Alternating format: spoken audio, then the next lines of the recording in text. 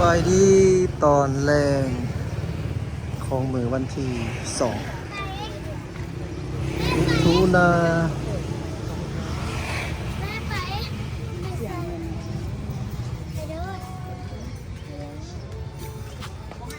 ตั้งยางลงไปดินน้ำมีเวลามานั่งดินย่างดิน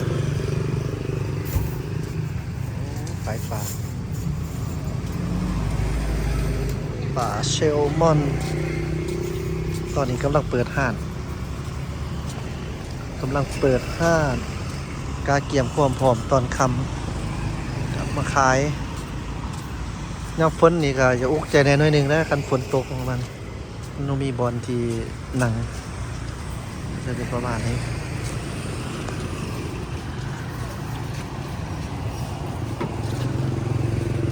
ความตั้งเตา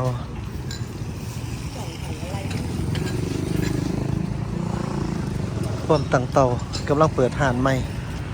เพราะว่าเขตเข้มคลองนี่มันส่วนใหญ่แม่เขาจะขายตอนแรกเนาะตอนค่ำห้องแฮม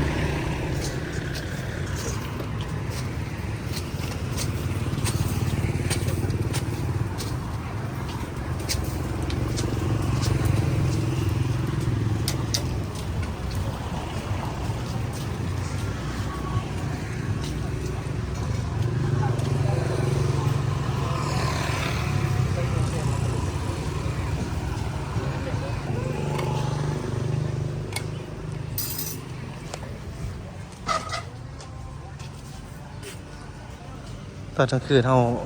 เหมือนมืดเฮาว่าเป็นบรรยากาศน้ำกันเติมอีกแล้วนี่เราเบียร์นี่ อยู่บ้านเฮานี่บ่อึด หมองกินเราเบียร์มากแบบได้เนาะครบไปเลย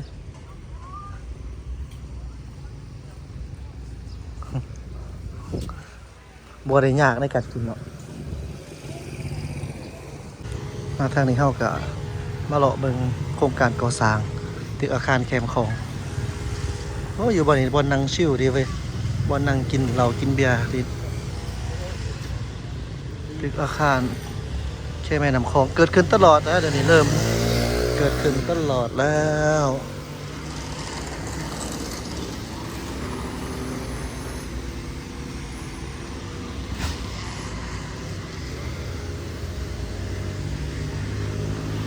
ที่เห็นเป็นเสือฟางยังย้ายไปแบบนี้นะแม่นว่าเพิ่นกำหนดบ่ให้ห่านหั่นว่างขายออกนอกไปหั่นจงเส้นทางไปให้คนยางว่าซั่นซะจงเส้นทางไปให้คนยางแล้วก็เพื่อความเป็นระเบียบเรียบร้อยแน่เนาะก็เลยแบบเป็นเฮ็ดไว้เขตนี้เมื่อนี้คือบ่เห็นเข้ามาเนาะอาคารจักสันว่า1 2 3 4 5 6 7 8สั้นเป็นตึกอาคาร8สั้นน่าจะแม่นเป็นห้องแฮมมาแล้วนี่อยู่นี่บ่ห้องแฮมกับคอนโดอพาร์ตเมนต์นี่แหละเนาะเจ้าติดกับเขตแม่น้ำคลองโอ้ทางเบื้องไปได้ห้องเบื้องนี่ก็ถือว่าวิวงามเป็นพิเศษนะเจ้าวิวงามเลยแหละมันเห็นแม่น้ำคลองเนาะทุกคนกำลังเฮ็ดเบียกอยู่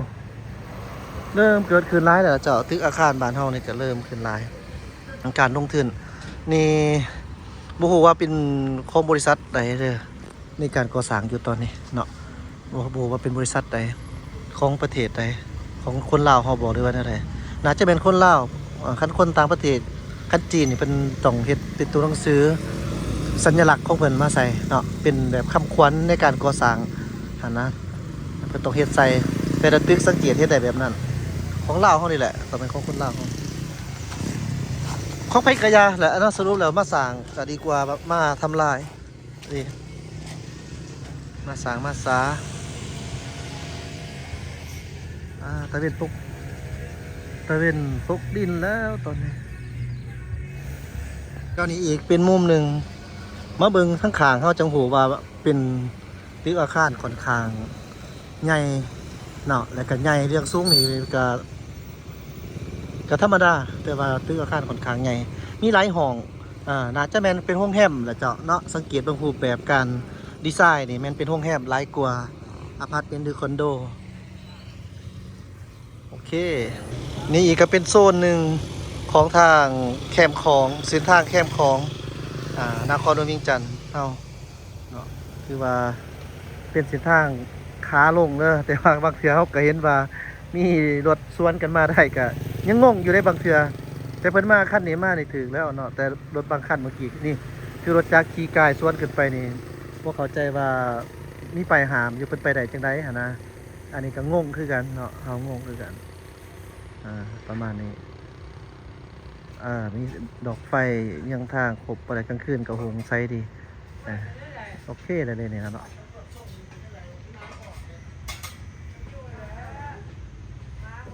ยุจุดนี้ก็แม่นโครงการหนึ่งอ้อมสังกะสีไว้ละก็น่าจะมีการก่อสร้างที่นี่ต่อไปเนี่ยเนาะอ้อมไว้แล้วเด้โอเคบรรยากาศอยู่ตามเข้มฝั่งแม่น้ำคลองนี่ลงเสาเข็มไว้ได้นี่สังเกตเบิ่งมีแต่เด็กบักใหญ่เสียนบักใหญ่บักใหญ่แต่ก็เห็นรถมิโครอยู่เนาะรถจกก็มีก็จะก่อสร้างกันอะไรดิโอ้หลายเลยเจ้าโครงการเกิดขึ้นหลายได้ญี่ปุ่นอีกเนาะเจ้าเดี๋ยวเอ็นมินน่าจะไปบ่ฮอดพุ่นอ่ะพุ่นเนาะญี่ปุ่นเนาะเดี๋ยวสิซูมให้เบิ่งเอาซะคือสิบ่ย่างไปฮอดพุ่นล่ะอยู่แถวเขตนี่เป็นหาดอาหารหมุนอันไหนจุดที่เขาอยู่นี่เป็นขอบเขตแถวบ้านคุ้นตาเด้อบ้านคุ้นตานี่ตึกเป็นคำๆอย่างเป็นอะไรกันเป็นตึกใหม่กำลังก่อสร้างกันอยู่โอ้หมายความว่านครหลวงจันทน์เฮาแถวแคมป์คลองนี่นับมือนับจะมีตึกอาคารเกิดขึ้นหลายฉะนั้นเก้าหลอกเก้าเดียวลงไปฟังเขตนั้นลงไปแล้วก็อีกฝั่งหนึ่งเบื้องหนึ่งหาดไส้ฟอกลงไปก็ที่นับมือนับนี่ประเภทพวกตึกรางบันซองเกิดขึ้นหลายแล้วแต่เขตเมืองแถวทางเงินแถวทางที่ในหมู่ยังลงไปเขตพื้นที่นั้นจะต่ำน้ำท่วมนี่บริเวณฝนตกแห้งปล่อยเขื่อนออกจากน้ำปล่อยน้ำออกจากเขื่อนหรือว่ายังเป็นเพราะว่าขั้นน้ำมันฝนตกหลายนะก็ต้องได้ระบายบวกกับฝนคือปีผ่านมากอะน้ำยังเขื่อนสนั่นบนได้ที่ว่าเป็นพื้นที่ต่ำกับเทศให้นำมักท่วมครั้งนี่แหละเนาะแต่ว่าส่วนเบื้องนี่ขึ้นมานี่กับบุปผาดอกทางนี่สูงเดี๋ยวนี้แต่จุดดีคือตะฟังกันเจือนประเทศนะเจ้าท่านผู้ชม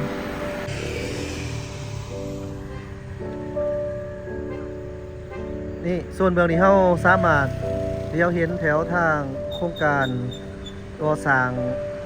เนาะโครงการก่อสร้างตึกโตที่นี่นะตัวสร้างใหม่นี่นาจะแมนโตเป็นตึกลาวเซ็นเตอร์นะที่จะก่อสร้างเป็นจำนวน48สั้นเนาะจำนวน48สั้นติดกับถนนคูเวียงเนาะติดกับถนนคูเวียง48สั้นแต่ว่าตึกที่เขาเห็นอยู่นี่เป็นตึกเป็นตัวสั้นนั่นเป็นพวกส่วนหาดอาหารสัตว์อาหารยังบ่ทันได้แม่นตัวสร้างตัวตึกสูงฉะนั้นก็รอถาเบิ่งเฟสต่อไปตื่นว่าจะเป็นจังได๋เคสนี้เขาก็จะเห็นได้ประมาณนี้เนาะแล้วก็ตึกที่เห็นอยู่นี่ก็แม่นเป็นห้องหมอนี่บ่แม่นได้อันนี้มันเป็นห้องแฮมเนาะที่นี่นะนี่แม่นห้องหมอนี่ห้องหมอทหารนะนี่ก็เป็นไฟฟ้าตึกไฟฟ้าสูงๆอยู่นี่แล้วบ้านทางนี้ก็เป็นห้องแฮมเนาะแล้วก็อพาร์ตเมนต์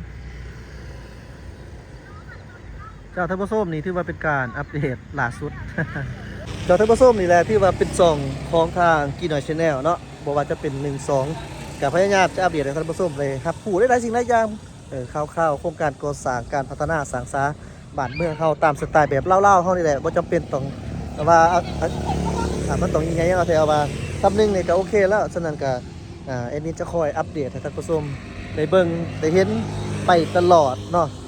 ตลอดระยะการก่อสร้างทุกจุดทุกบอนเจ้า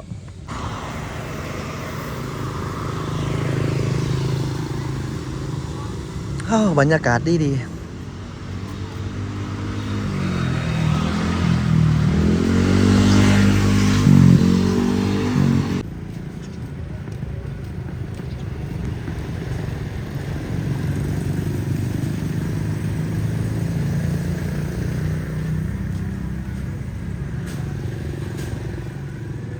ซองเบิ่งสีเชียงใหม่เบิ่งดูเป็นอะแต่ก่อนเฮาไปเที่ยวเชียงราย เฮาขี่มาทางเข้มคลองนี่แหละเนาะเรียบตามเข้มคลองมานี่เฮาก็ได้ไปยืนอยู่ฝั่งนั้นแล้วก็ถ่ายมาฝั่งนี้เพื่อเอาบรรยากาศให้เอาบรรยากาศนครเวียงจันทน์ให้กับท่านผู้ชมได้เบิ่งแต่ในขณะนั้นก็ถือเพราะว่าซับบางคนเนาะก็ดีกับบริสุทธิ์อย่างไรดอก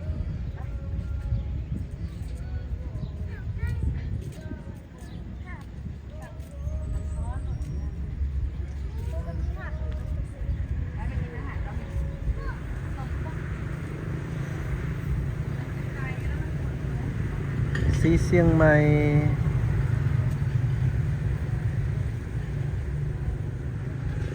นี่บนเขาไปยืนนี่เนาะจือได้บนว่าใช่หรอวะนี่จือได้อยู่เนี่ยยืนอยู่นี่แหละตอนนั้นนะยืนอยู่นี่จือได้บนตัวหนังสือใหญ่ๆนี่นะข้างหน้าไปเห็นเป็นมีหาดอาหารมีหาดต่ำนี่ก็ส้มเวียงบ่ซื้อหาดอาหารส้มเวียงนี่เนาะแล้วก็ไทยมานครหลวงเวียงจันทน์ใกล้ๆกันเนาะพี่น้องทั้งสองฝั่งเขาไปมาหาสู่กันเนาะคันสมมุติว่าเขาคิดหยอกสินซื่อๆแต่หากว่ามีเป็นแบบยังก็สิ่งสาเป็นนั่นนะขี่ขามไปขามมาได้ก็สิคักอีกแบบหนึ่งขี่ไปเที่ยวมากลับไปกลับมาเนี่ยอำเภอเมืองเนาะสีเชียงใหม่สีเชียงใหม่น้ำคอมันจะไปเกี่ยวมันจะไปโรงเรียนอยู่พูน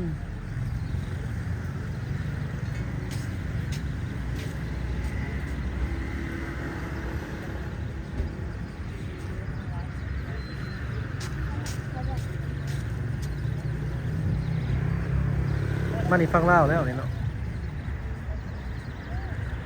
บังต้นใหม่บ้านนี้จะได้กับบังต้นใหม่บอก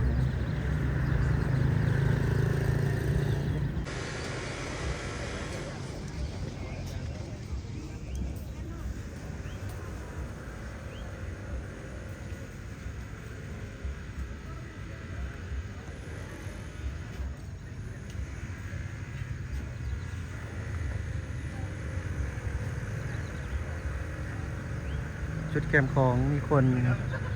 เขามาดินขั้นเอาสิลงไปนี่สำหรับคนลาวไหมคือกันบอกราคาคนลาวคนต่างประเทศ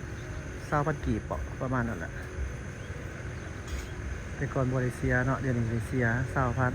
20,000สีเชียงใหม่